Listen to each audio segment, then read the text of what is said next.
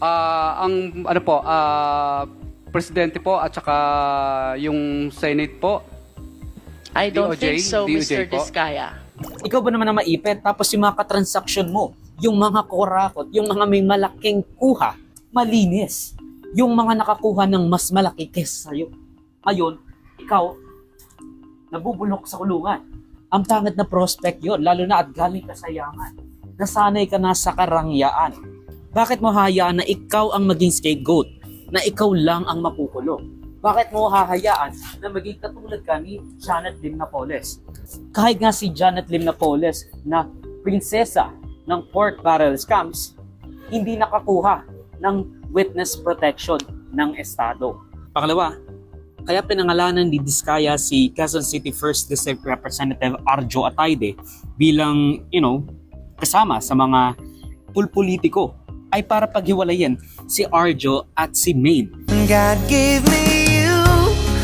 Pangatlo, by dropping names sa Blue Ribbon Committee, baka unti-unting maibsan ang public sentiments laban sa kanila kasi ang sabi nga nila, bakit sa amin lang galit ang sangkatauhan? Well, of course, galit din si Vico Soto, which is probably why a lot of the people sa internet galit na galit sa'yo because galit din si Soto sa'yo. Ayun din naman ang sinasabi ko noon pa.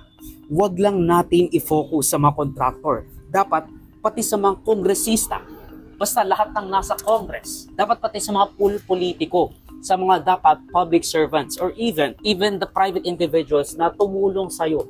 Tumulong sa kanila na gawin itong heinous act of treason by plunder, graft, and corruption. Pang-apat, dahil it's a big favor sa chairman ng Blue Ribbon Committee, yung ginawa ni Diskaya or yung dalawang Diskaya na mag-name drop ng kung sino-sino. Kumbaga, nasa kanya ang airtime. And as you can see, nirekomenda ni Marcoleta na ilagay ang mga Diskaya bilang state witness thereafter. Matapos niyang pagsalatain sila Diskaya ng mga pangalan ng mga kongresista and even walang senador. Magandang umaga po sa mga kagalang-galang na senators at miyembro ng Blue Ribbon Committee, lalong-lalo na kay Senator Rodante Marcoleta, Chairman ng Blue Ribbon Committee.